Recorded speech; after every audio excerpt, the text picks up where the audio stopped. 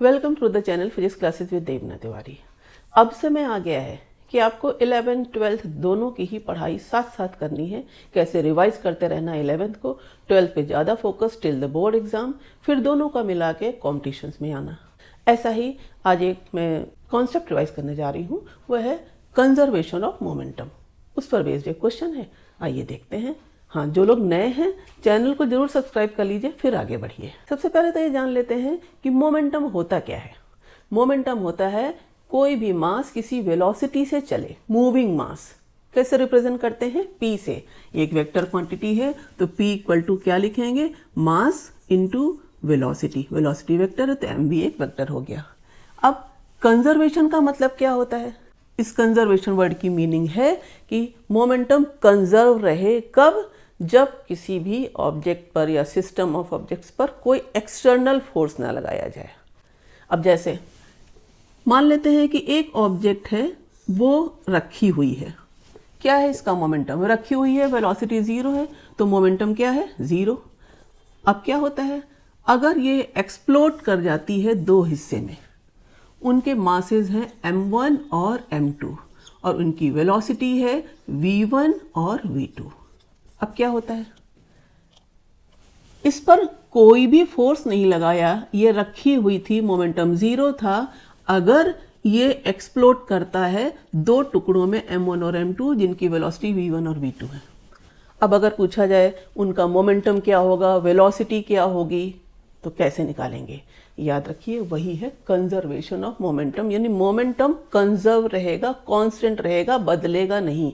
कब? जब तक कोई एक्सटर्नल फोर्स ना लगाया जाए। तो पूछा जाता है कि what is the law of conservation of momentum. सीधे सीधे बता दीजिए कि in absence of external force momentum of the system remains conserved. मतलब बिफोर एक्सप्लोजन मोमेंटम 0 था, तो बाद वाला भी मोमेंटम, नेट मोमेंटम 0 होगा। इसे कैसे लिखेंगे? अगर बिफोर एक्सप्लोजन जैसे इसमें यहां पर है तो क्या लिखेंगे? मोमेंटम इनिशियल वो कितना है? 0। फोर्स नहीं लगाया गया है, एक्सटर्नल फोर्स 0 है, तो आप लिखेंगे F external is 0, therefore final momentum वो भी क्या होगा? 0। अब वेलोसिटी कैसे पता लगाएंगे? तो आप लिखेंगे 0 इक्वल टू फाइनल मोमेंटम क्या आएगा? m1 v1 vector plus m2 v2। अब इन दोनों का भी तो सम 0 होना चाहिए। ये सम कौन सा है? Vector sum.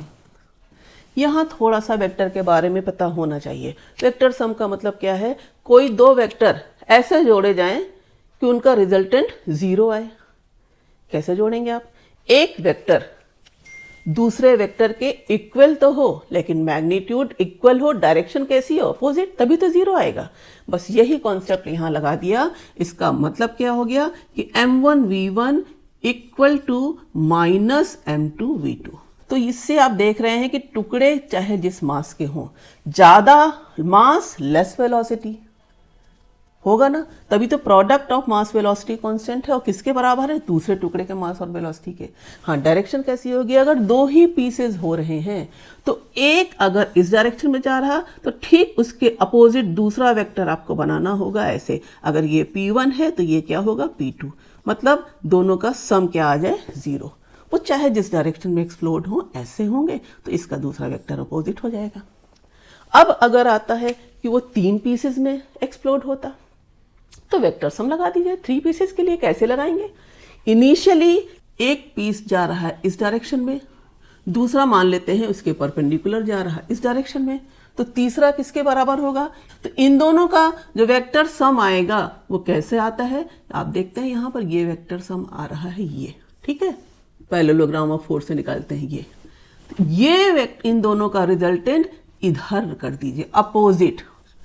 मतलब अगर ये m मास का पीस 3 हिस्से में टूटता है तो तीनों हिस्से किधर किधर जाएंगे? अगर दो हिस्से परपेंडिकुलर हैं तो ये दोनों अगर परपेंडिकुलर हैं तो तीसरा क्या होगा?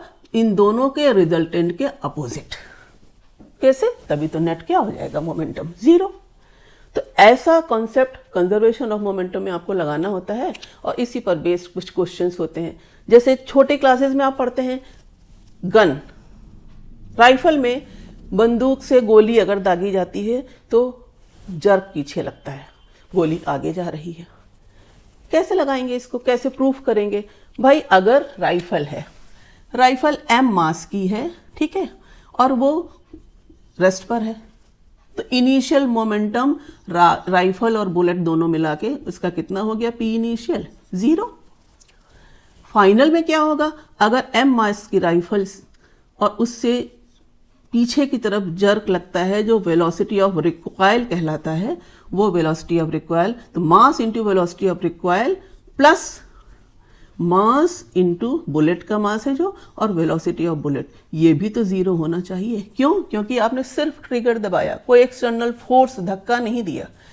तो before firing the bullet momentum 0 है, तो आफ्टर फायरिंग द बुलेट भी मोमेंटम 0 होगा, क्योंकि एक्सटर्नल फोर्स नहीं लगाया गया।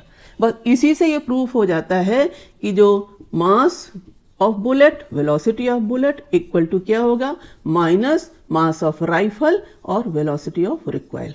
पूछा जाता है कि वेलोसिटी ऑफ रिकॉइल बुलेट की वेलोसिटी से अपोजिट डायरेक्शन में क्यों होती है, कम क्यों होती है? दोनों ही तो रीजन है, मास तो नेगेटिव होता नहीं, तो वेलोसिटी नेगेटिव है, इसका मतलब है बुलेट की वेलोसिटी से अपोजिट डायरेक्शन में है।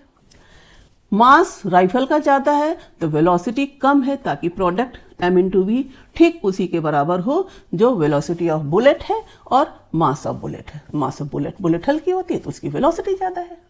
तो अब आप देखते हैं कंजर्वेशन ऑफ मोमेंटम से बहुत सारे क्वेश्चंस के कॉन्सेप्ट्स, 1 मार्क्स 2 मार्क्स क्वेश्चन, वो आप सॉल्व कर लेते हो। अब एक क्वेश्चन देखते हैं इस पर बेस्ड। क्वेश्चन कह रहा है कि एक न्यूक्लियस है जो एक्सप्लोड करता है 2 टुकड़ों में, उनके न्यूक्लियर मासेस हैं m1 और m2। ये न्यूक्लियर था, इनकी वेलोसिटी रेशियो दी गई है v1:v2, वो 2:1। बताना है इन दोनों पीसेस की न्यूक्लियर रेडियाई कितनी होगी, इस पीस की रेडियस और इस पीस की रेडियस। अब कैसे लगाएंगे?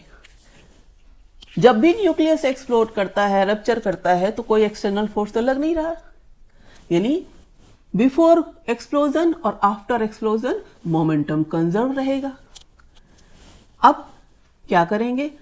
एक पीस का मोमेंटम मान लेते हैं वो m1 मास है, वेलोसिटी v1 है, वो इक्वल एंड अपोजिट होगा दूसरी पीस के मोमेंटम के बराबर। मैग्नीट्यूड ले लें तो माइनस हटा दें, अपोजिट तो डायरेक्शन में होता है वेलोसिटी के लिए। अब देखिए दिया है कि v1/v2 2:1 है, तो यहां पर हम क्या लिखेंगे? m1/m2 किसके बराबर आ जाएगा? क्रॉस मल्टीप्लिकेशन करके देख लो, ये आएगा v2/v1, यानी ये कितना हो जाएगा? 1:2 हुआ ना। फिर एक फॉर्मूला पता होना चाहिए, मास किसके बराबर होता है? Volume into density. भाई इसकी जो डेंसिटी थी वही तो डेंसिटी रहेगी दोनों पीसेस की। तो अब क्या करेंगे?